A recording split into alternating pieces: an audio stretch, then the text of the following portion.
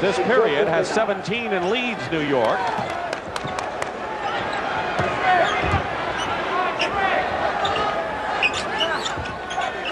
One minute remaining in the third period. Jordan off a screen by Corzine. Ewing gets the rebound. The Knicks try to cut it to one with a basket here. Tucker outside. Paxson.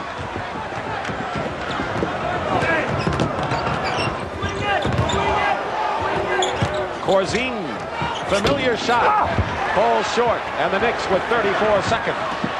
Henderson penetrates, and he's fouled, and that's why Gerald Henderson will help the Knicks in their fast break. Let's take a look at Chicago's fast break, though. Paxson gets the ball, and look at it, push it at the defense as hard as he possibly can. Not super fast, but boy, he's inside that defense for a left-handed shot. Henderson came up the other end and did exactly the same thing. That's from his days of playing with the Celtics. They never relent on pushing the ball up the court.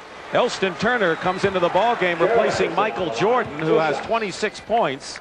And of course, the reason for this is that Jordan will have the last half minute and then throughout the period of the intermission going into the fourth period.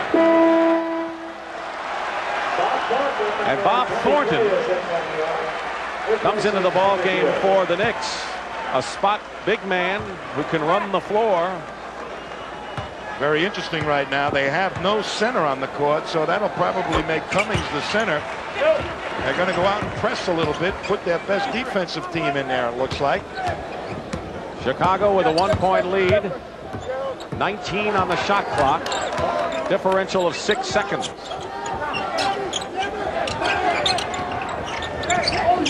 10 on the clock. Turner. Knocked away by McNeely into the hands of Turner. 4 seconds. Turner gets his own rebound, batted away by Thornton, into the hands of Banks. Turner, foul. And that was good hustle by Chicago with Banks and Turner. Well, Banks is a very intelligent basketball player.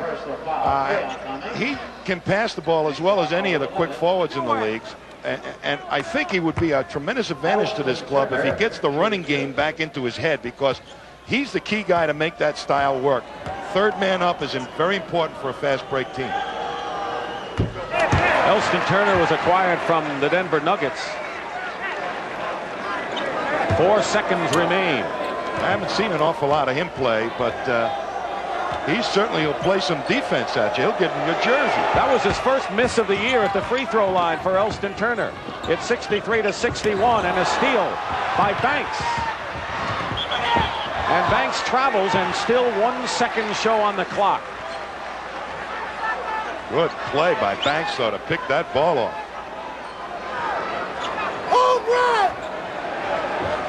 1 second to go. Cummings will inbound for the Knicks in the third period.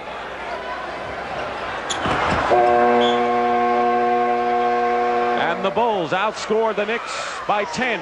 And that's the end of the third period with Chicago in front, 63-61. We'll return to Madison Square Garden after this word from your local station.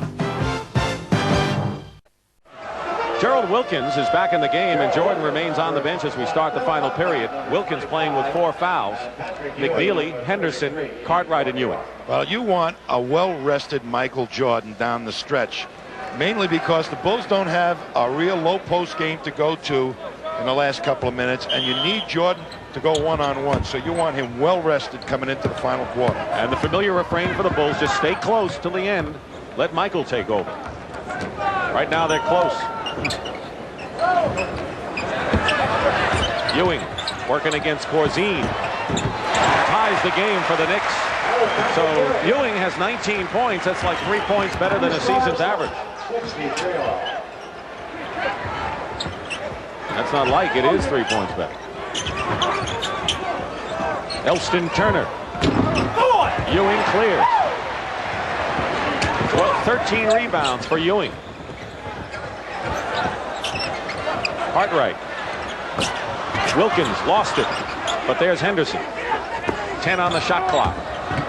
Henderson with a layup, left-handed style, and the Knicks regain the lead 65-63. They have not had a penetrator, the Knicks, in a long time, and Henderson, when it's there, he'll take it, and he can make it or pass it. Coulter and Turner are in the backcourt. Corzine is up front with Banks and Oakley, and the foul against Banks, who was trying to post up McNeely on that play. You're going to see penetration by Henderson. A little crossover dribble gets into the gut of the defense, and Corzine, not a shot blocker. Henderson, knowing it, took an easy one. Oakley over Ewing, and Cartwright gets the rebound.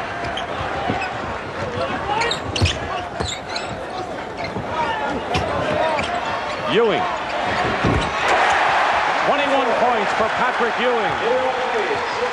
And the Knicks lead by 4. Oakley under the gun defensively. He's tired. He wants timeout. Just not big enough to guard Patrick Ewing. Is this a 22nd timeout? It is by Chicago, as the Knicks have scored 6 straight points to start this period, 4 of them by Patrick Ewing. Well, we've taken a look at what's going on in the east of the Mississippi River, kind of. What about west? A surprise. I don't think, Tommy, a lot of people expected so many teams to be playing at least 500 ball at this stage. Well, Golden State certainly has jumped up by leaps and bounds, and I think George Karl's coaching there has meant an awful lot. And Seattle, with Bernie Bickerstaff, has got the type of team that he wants, and he's made them into a real competitive team. And of course, Sam Bowie's been out with Portland, and Portland is 5 games over 500. But the one team we haven't mentioned are the Los Angeles Lakers, who a lot of people thought would be dethroned easily maybe this year with an aging Kareem, and the Lakers became the first team in the NBA to win 20 games this year. But they've got 2 solid players off the bench from last year's squad, something like the Celtics don't have right now. Elston Turner misses from the corner, and Corzine, and a foul called against the Chicago Bulls. And Bob Hill has even played the role of cheerleader a bit today. He says, listen, we're on the road, huh? And the crowd is for us. Why can't we get home and let's hear the fans yelling for us and cheering for us? They booed this team when they got back from a road trip. And that affected the team and Bob Hill. He says, we've got to learn to play at home. And I think the crowd has been positive for the Knicks as well as for Michael Jordan today. 2 minutes going by, final period. The Knicks lead 67-63. The Knicks have the advantage coming down the stretch because they got 2 low post players to go to. Jordan knocks the ball away on a steal. But then again, there's Michael Jordan, who can go one-on-one against anybody. The great equalizer plus. What happens when a guy like Jordan goes one-on-one at key points in the game is everybody will double in a minute. Somebody else will have to make the shot. Jordan missing, McNeely clearing. The Bulls have yet to score here in the final period. Nearly 2.5 gone by. McNeely keeps it alive for Wilkins.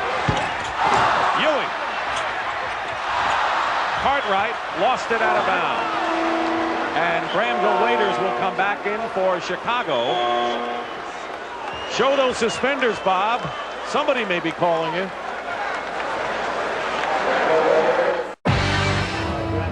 They wanted a goaltend, but didn't happen. Granville Waiters is fouled out of the ball game. He scored 6 points in the game, and they don't expect much more. And they wanted him to be a presence in there, and it looked like he was. Absolutely. I think you underestimate what his contribution can be to this team, or some people do in the league. He could help this team. He's got speed. He's got an outside shot. All he needs to do is beef up a little bit to defend against some of those stronger low post players. And the 6 points tied his season's high, and he languished on the bench in Houston. Earl Curitin replaced him, and Gerald Henderson comes back in the game at 5:34 to go. So Bob Hill getting more into the flow of the substitutions down the stretch to get the matchups maybe more on your side. Well, now is the point in the ball game where you've got to push the ball up and then be very selective about what types you take, shots you take off the fast break. And Henderson's got that savvy. Knicks by 1. They've lost 8 out of 9. Banks is fouled. Knicks not yet in the penalty. That's their 4th team foul. Neither is Chicago. Bill Cartwright with his second. The defense left over from Hubie Brown days, very evident in that trip.